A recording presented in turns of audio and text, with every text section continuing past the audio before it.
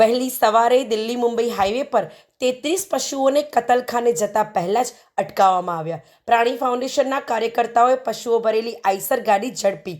ગાડીનો ડ્રાઈવર અને ક્લીનર સ્થળ પરથી ફરાર થઈ ગયા। દિશા તરફથી સુરત કતલખાને જતી ગાડી પકડાઈ હોવાની માહિતી મળી છે।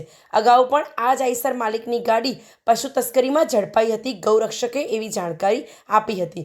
વડોદરા પોલીસનો આભાર વ્યક્ત કરતા ગૌરક્ષકોએ કડક કાર્યવાહી કરવાની માંગ કરી હતી।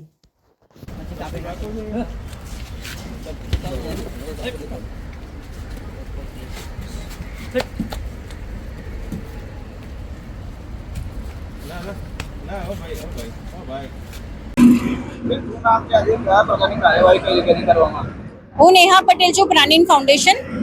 અમને ઇન્ફોર્મેશન હતી કે આ આઈસર જે છે એ ડીસાથી સુરત જઈ રહી છે, પશુઓ લઈને કતલખાને જાય છે।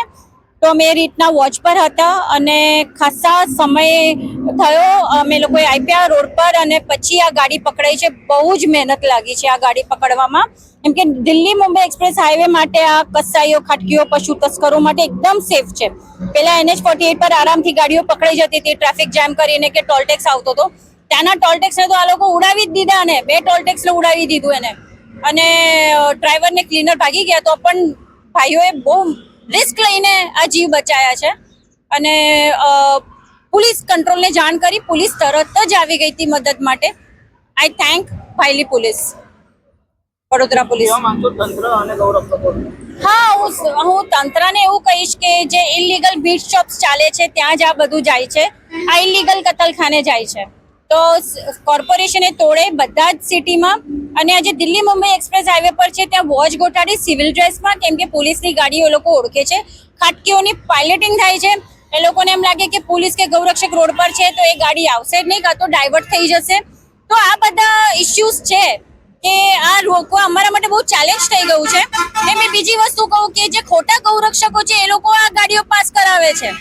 મેં ઘણા પ્રૂફ આપ્યા છે પોલીસને કે આ લોકોના ઉપર કંઈક લગામ લગાવો, સરકાર લગાવ્યા। ખોટા ગૌરક્ષકો અમારે તો ખાટકીઓના સાચવીને રહેવાનું, અને આ ખોટા ગૌરક્ષકો જે અમારી ઇન્ફોર્મેશન આપી દે છે કે નેહા પટેલ રોડ પર છે, આ બધા ગાડીઓ પાસ કરે। આ બધી આટલી બધી સિટીઝ પાર કરીને આવે તો શું એમના ધ્યાનમાં નહીં હોય કઈ ગાડી ચાલે છે? રોજ જે ચાલે છે, અને સુરતમાં જાય છે, સુરત સિટીમાં ઢગલા ગાડીઓ જાય છે, એ ઓલપાડનો રસ્તો લે છે, કામરેજ ટોલ ટેક્સ આવતી જ નથી, ત્યાં પકડી જાય છે। ત્યાંના કામરેજ પોલીસ સારી છે એટલે, તો ઓલપાડ એ લોકો માટે સેફ ઝોન છે। તો મારું એવું કહેવું છે કે સરકાર જે ઇલીગલ મીટ શોપ્સ છે એ લોકો ઉપર લગામ લગાવે, અને આ જે ઇલીગલ પશુઓ જાય છે એના ઉપર લગામ લગાવી શકાશે, કેમ કે અમે ઘણાને આ કામ કરતા છોડાયા છે। એમ એ લોકો આર્થિક નુકસાન નથી પરવરી શકતા, કે એ લોકોને બહુ નુકસાન થાય છે આર્થિક। તમે એકવાર પકડો અને પછી 5-6 મહિના પછી એકવાર પકડો તો એ લોકોને કોઈ અસર નહીં થાય, લગાતાર પકડવું પડે છે, ત્યારે એ લોકો આ ધંધો છોડે છે। આ બકવાસ ધંધો છે, જ્યાં જીવોની હત્યા થતી હોય ત્યાં તમે ક્યાં સુખી રહેવાના ખાટકીઓ?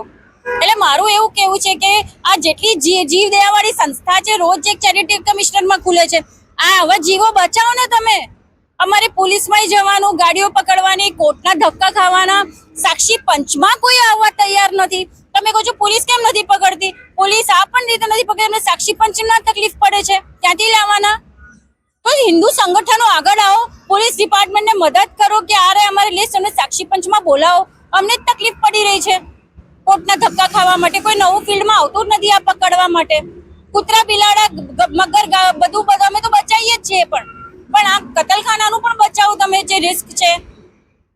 એટલે થેન્ક યુ સો મચ।